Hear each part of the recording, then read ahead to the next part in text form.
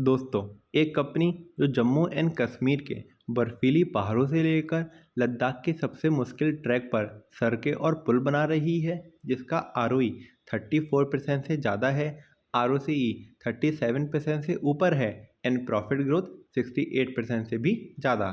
आज के इस वीडियो में हम इस कंपनी की हर एक लेयर को डिकोड करेंगे, वैल्यूएशन से लेकर लिक्विडिटी तक, क्वार्टरली रिजल्ट से लेकर शेयर होल्डिंग पैटर्न तक, क्योंकि आज हम बात करने वाले हैं एसआरएम कॉन्ट्रैक्टर लिमिटेड की।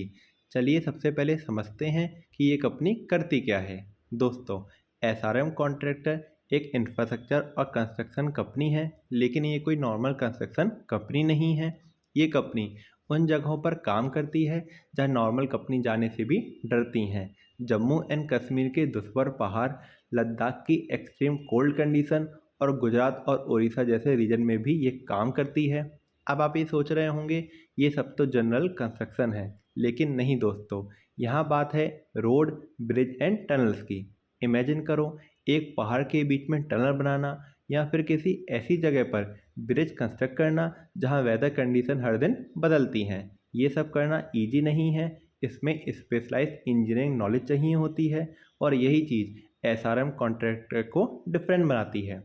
सिंपल भाषा में समझे तो कंपनी सिर्फ कंस्ट्रक्शन नहीं करती, बल्कि डिजाइन से लेकर कंप्लीशन तक पूरा प्रोजेक्ट हैंडल करती है। तो अब जब हमें कंपनी का बिजनेस समझ आ गया है, अब हम नंबर्स की दुनिया में चलते हैं एंड ट्रस्ट मी, यहाँ से वीडियो और भी इंटरेस्टिंग होने वाला है। दोस्तों, क्या होता है जब एक स्टॉक अपनी पूरी इंडस्ट्री से सस्ता ट्रेड कर रहा हो? ये सवाल ही हमें लेकर जाता है इस वीडियो के पहले मैट्रिक की तरफ, दैट इज पीई रेशियो, यानी प्राइस टू अर्निंग रेशियो। ये बताता है कि इन्वेस्टर कंपनी के अर्निंग के कंपैरिजन में कितना प्राइस पे कर रहे हैं। हम बात करते हैं एसआरएम कॉन्ट्रैक्टर की। इसका पीई रेशियो अपनी इंडस्ट्री के एवरेज पीई से कम है। इसका मतलब ये हो सकता है कि ये स्टॉक अपने इंडस्ट्री पीयर्स के कंपैरिजन में रिलेटिवली अंडरवैल्यू ट्रेड कर रहा है।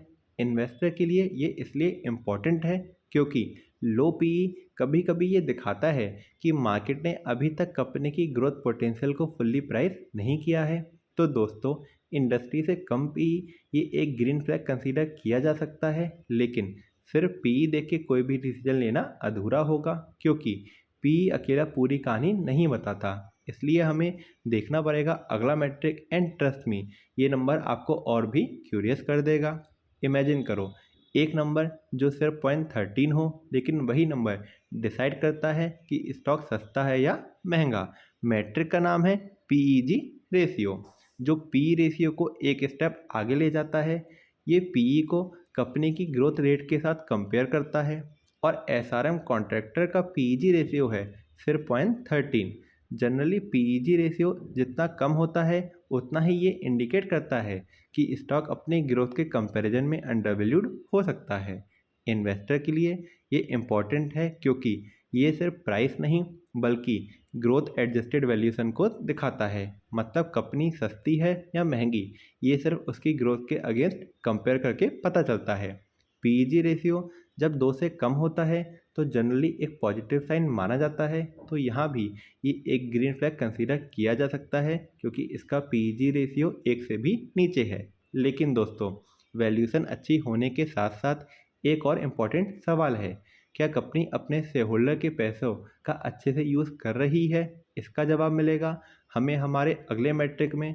तो अगला मैट्रिक है ROE means return on equity, जो बताता है कि कंपनी अपने शेयर होल्डर के पैसों का यूज़ करके कितना प्रॉफिट जनरेट कर रही है।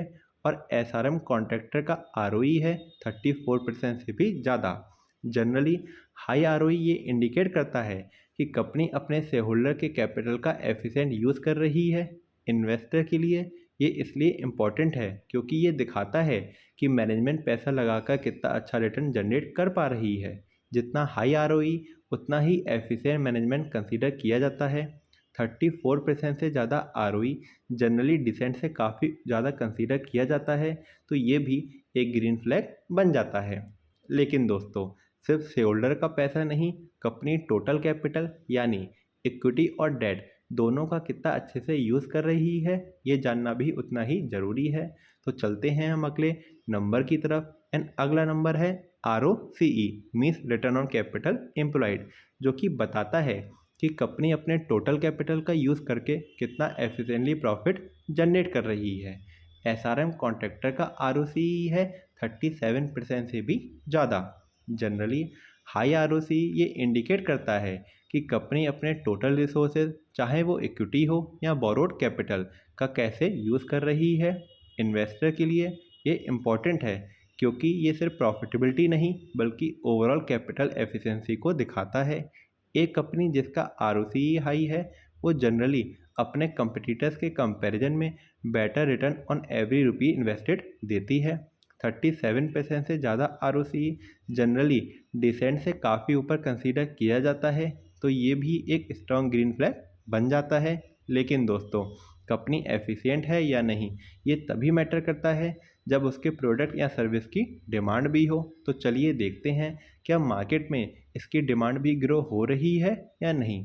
उसके लिए हमें सेल ग्रोथ हमारे अगले मैट्रिक को एनालाइज करना होगा। एक कंपनी जिसकी सेल लास्ट 5 ईयर्स में 45% से ज़्यादा की रेट से ग्रो हुई हो, क्या आपको नहीं लगता कि इसके पीछे की कहानी जाननी चाहिए। सेल ग्रोथ हमें बताता है कि कंपनी का रेवेन्यू टाइम के साथ कितनी स्पीड से ग्रो हो रहा है। और SRM कॉन्ट्रैक्टर लिमिटेड की सेल ग्रोथ लास्ट 5 ईयर्स में 45% से भी ज़्यादा ग्रो हुई है। जनरली स्ट्रॉन्ग सेल ग्रोथ ये इंडिकेट करता है कि कंपनी के प्रोडक्ट या सर्विस की डिमांड कंसिस्टेंटली इंक्रीज हो रही है। इन्वेस्टर के लिए ये एनालाइज करना इसलिए ज़रूरी है क्योंकि बिना टॉप लाइन ग्रोथ के लॉन्ग टर्म में कंपनी का एक्सपेंड करना मुश्किल हो जाता है। सेल ही वो फाउंडेशन है जिस पर पूरी कंपनी की ग्रोथ स्टोरी खड़ी होती है। 45% से ज़्यादा सेल ग्रोथ जनरली डिसेंट से काफ़ी ऊपर कंसीडर की जाती है। लेकिन दोस्तों, सिर्फ सेल बढ़ना काफ़ी नहीं है। असली वैल्यू क्रिएशन तब होती है जब प्रॉफिट भी उसी रेट से ग्रो करे। तो चलिए देखते हैं अगला नंबर, जो कि है प्रॉफिट ग्रोथ। तो दोस्तों, सेल बढ़ना एक बात है, लेकिन अगर प्रॉफिट 68% से ज़्यादा की रेट से ग्रो हो रहा हो तो क्या ये रियल वेल्थ क्रिएशन का सिग्नल नहीं है। प्रॉफिट ग्रोथ बताता है कि कंपनी का बॉटम लाइन यानी एक्चुअल अर्निंग टाइम के साथ कितनी स्पीड से ग्रो हो रही है। एंड SRM कॉन्ट्रैक्टर की प्रॉफिट ग्रोथ लास्ट 5 ईयर्स में 68% से भी ज़्यादा ग्रो हुई है, एक नंबर जो सच में इम्प्रेसिव है। जनरली स्ट्रॉन्ग प्रॉफिट ग्रोथ ये इंडिकेट करता है कि कंपनी सिर्फ रेवेन्यू ही नहीं बल्कि अपनी एफिशिएंसी और मार्जिन भी इम्प्रूव कर रही है। इन्वेस्टर के लिए ये मैट्रिक एनालाइज करना इसलिए ज़रूरी है क्योंकि असली शेयर होल्डर वैल्यू सेल से नहीं बल्कि प्रॉफिट से क्रिएट होती है। सेल बढ़ सकती है लेकिन अगर प्रॉफिट उसी प्रपोर्शन में नहीं ग्रो हो रहा तो कुछ तो गलत है। 68% से ज़्यादा प्रॉफिट ग्रोथ जनरली डिसेंट से काफ़ी ऊपर कंसीडर की जाती है, सो ये भी एक स्ट्रॉन्ग ग्रीन फ्लैग बन जाता है। लेकिन नंबर्स के पीछे असली कमिटमेंट होती है प्रमोटर और मैनेजमेंट की। तो चलिए देखते हैं कंपनी के फाउंडर खुद इस ग्रोथ स्टोरी पर कितना ट्रस्ट रखते हैं। सो बढ़ते हैं अगले मैट्रिक पर, जो कि है प्रमोटर शेयर होल्डिंग। अगर कंपनी के फाउंडर खुद अपनी ही कंपनी में 72% से ज़्यादा का स्टेक रखते हैं तो क्या उनकी बिलीफ का सबसे बड़ा प्रूफ नहीं है। प्रमोटर शेयर होल्डिंग ये बताता है कि कंपनी के फाउंडर या मैनेजमेंट के पास कंपनी के कितने शेयर्स हैं। और SRM कॉन्ट्रैक्टर में प्रमोटर होल्डिंग है 72.8%।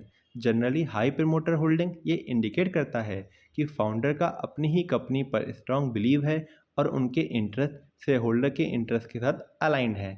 इन्वेस्टर के लिए ये एनालाइज करना इसलिए ज़रूरी है क्योंकि जब प्रमोटर का स्किन इन द गेम ज़्यादा होता है तब उनका डिसीजन मेकिंग भी ज़्यादा अकाउंटेबल होता है। जब फाउंडर खुद अपना पैसा कंपनी में लगाए रखते हैं तो ये एक तरह का कॉन्फिडेंस सिग्नल होता है। 72.8% जैसा प्रमोटर होल्डिंग जनरली डिसेंट से काफ़ी ऊपर कंसीडर किया जाता है, तो ये भी एक स्ट्रॉन्ग ग्रीन फ्लैग बन जाता है। लेकिन ट्रस्ट के साथ साथ कंपनी के पास अपनी शॉर्ट टर्म ऑब्लिगेशन कवर करने की कैपेसिटी भी होनी चाहिए। तो चलिए देखते हैं क्या कंपनी की लिक्विडिटी पोजीशन भी उतनी ही स्ट्रांग है। इसके लिए हमें देखना होगा अगला मैट्रिक, जो कि है करंट रेशियो। अगर कंपनी के पास अपने शॉर्ट टर्म बिल चुकाने के लिए पैसे से ज़्यादा पैसा रखा हो, क्या ये फाइनेंशियल सेफ्टी का सबसे बड़ा सिग्नल नहीं है। करंट रेशियो हमें बताता है कि कंपनी के करंट एसेट उसके करंट लायबिलिटी की कंपैरिजन में कितने हैं, यानी शॉर्ट टर्म ऑब्लिगेशंस कवर करने की कैपेसिटी कितनी है। और एसआरएम कॉन्ट्रैक्टर का करंट रेशियो है 1.59, एक नंबर जो फाइनेंशियल क्वेश्चन को दिखाता है। जनरली एक से ज़्यादा करंट रेशियो ये दिखाता है कि कंपनी अपने शॉर्ट टर्म लायबिलिटी को कंफर्टेबली कवर कर सकती है। इन्वेस्टर के लिए ये एनालाइज करना इसलिए ज़रूरी है क्योंकि वीक लिक्विडिटी पोजीशन वाली कंपनी टफ टाइम में कैश क्रंच फेस कर सकती है, चाहे उसका बिजनेस कितना ही अच्छा क्यों ना हो। 1.59 जैसा करंट रेशियो जनरली डिसेंट से काफ़ी हेल्दी कंसीडर किया जाता है, तो ये भी एक ग्रीन फ्लैग बन जाता है। लेकिन दोस्तों, शॉर्ट टर्म एसेट के साथ साथ कंपनी अपने इंटरेस्ट पेमेंट को भी इजीली अफोर्ड कर पा रही है या नहीं, ये देखना भी इम्पॉर्टेंट है। तो चलिए देखते हैं इस सीरीज़ का आखिरी लेकिन सबसे इम्पॉर्टेंट नंबर, जो कि है इंटरेस्ट कवरेज रेशियो।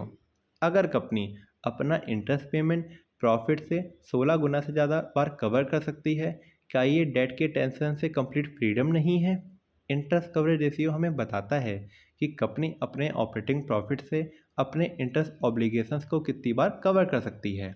एहसान कॉन्ट्रैक्टर का इंटरेस्ट कवरेज रेशियो है 16.9, एक नंबर जो स्ट्रॉन्ग फाइनेंशियल कंफर्ट को दिखाता है। Generally high interest coverage ratio ये इंडिकेट करता है कि कंपनी के लिए अपने डेट पेमेंट मैनेज करना काफ़ी इजी है। इन्वेस्टर के लिए ये एनालाइज करना इसलिए ज़रूरी है क्योंकि लो कवरेज वाली कंपनी टफ इकोनॉमिक टाइम में डिफ़ॉल्ट का रिस्क फेस कर सकती हैं।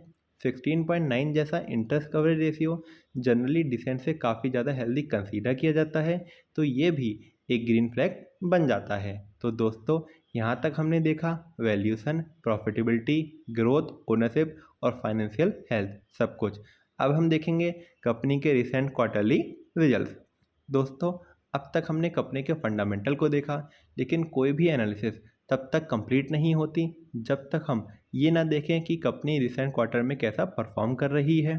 तो एसआरएम कॉन्ट्रैक्टर के रिसेंट क्वार्टरली रिजल्ट्स पर नज़र डालते हैं। दिसंबर 25 और मार्च 26 क्वार्टर में कंपनी की sale, operating profit, operating margin and net profit ये सब इम्प्रूव हुआ इन कंपेयर टू दिसंबर 24 एंड मार्च 25। अब इसका मतलब क्या है? दोस्तों, ये दिखाता है कि कंपनी का रिसेंट मोमेंटम भी पॉजिटिव डायरेक्शन में है। सिर्फ हिस्टोरिकल 5 ईयर नंबर ही अच्छे नहीं हैं, बल्कि रिसेंट क्वार्टर में भी कंपनी अपनी परफॉर्मेंस को मेंटेन या इम्प्रूव कर रही है। इन्वेस्टर के लिए ये इसलिए इम्पॉर्टेंट है क्योंकि कभी कभी कंपनीज के लॉन्ग टर्म नंबर अच्छे होते हैं लेकिन रिसेंट क्वार्टर में स्लो डाउन दिखता है। यहाँ ऐसा नहीं है, ये कंसिस्टेंसी एक पॉजिटिव साइन है। लेकिन दोस्तों, सिर्फ नंबर अच्छे होने से काम नहीं चलता, हमें ये भी देखना पड़ता है कि कंपनी के पीछे कौन खड़ा है। तो चलिए देखते हैं से होल्डिंग पैटर्न का पूरा पिक्चर, जो कि हमारा अगला सेक्शन है। दोस्तों, अब हम बात करेंगे कंपनी की ओनरशिप स्ट्रक्चर की। एसआरएम कॉन्ट्रैक्टर में प्रमोटर होल्डिंग स्टेबल बनी हुई है, मतलब फाउंडर ने अपना स्टेक ना तो कम किया है और ना ही कोई मेजर डाइल्यूशन हुआ है। ये एक पॉजिटिव साइन है क्योंकि stable promoter holding long term commitment को रिफ्लेक्ट करती है। दूसरी तरफ एफआई यानी फॉरेन इंस्टीट्यूशनल इन्वेस्टर, डीआई यानी डोमेस्टिक इंस्टीट्यूशनल इन्वेस्टर अभी तक इस स्टॉक में इफेक्टिवली पार्टिसिपेट नहीं कर रहे हैं। इनकी होल्डिंग भी स्टेबल है लेकिन सिग्निफिकेंट नहीं है। अब दोस्तों, ये नंबर इन्वेस्टर के लिए क्या बताता है? इसका मतलब ये हो सकता है कि ये स्टॉक अभी तक इंस्टीट्यूशनल रडार पर उतनी स्ट्रांगली नहीं आया जितना कि आना चाहिए था। बेस्ड ऑन इसके फंडामेंटल पर कुछ इन्वेस्टर के लिए ये एक अपॉर्चुनिटी की तरह देखा जा सकता है, क्योंकि अगर फ्यूचर में इंस्टीट्यूशनल पार्टिसिपेशन बढ़ती है तो डिमांड सप्लाई डायनेमिक्स चेंज हो सकते हैं। लेकिन ये भी याद रखना इम्पॉर्टेंट है कि इंस्टीट्यूशनल इन्वेस्टर कभी भी किसी भी स्टॉक में लेट या कम इंटरेस्ट दिखाने के अपने ही रीजन होते हैं, और ये हमेशा गारंटेड नहीं होता कि फ्यूचर में पार्टिसिपेशन बढ़ेगी ही बढ़ेगी। तो दोस्तों, ये थी एसआरएम कॉन्ट्रैक्टर लिमिटेड की कंप्लीट फंडामेंटल एनालिसिस। हमने देखा कि इसका वैल्यूएशन इंडस्ट्री की कंपैरिजन में अट्रैक्टिव है, पीईजी रेशियो ग्रोथ के हिसाब से रीजनेबल है, आरओई एंड आरओसी दोनों स्ट्रांग हैं, sale and profit growth impressive है, प्रमोटर होल्डिंग सॉलिड है और कंपनी की लिक्विडिटी और डेट सर्विसिंग कैपेसिटी भी हेल्दी दिखती है। अगर ये वीडियो आपको इन्फॉर्मेटिव लगी हो तो चैनल को सब्सक्राइब करो एंड नीचे कमेंट में बताना कि आप अगला स्टॉक कौन सा देखना चाहते हैं अगले एनालिसिस में। तो अब हम मिलते हैं कल एक नए स्टॉक के एनालिसिस के साथ। तो देखते रहिए Jeet stock. Till then, goodbye and take care.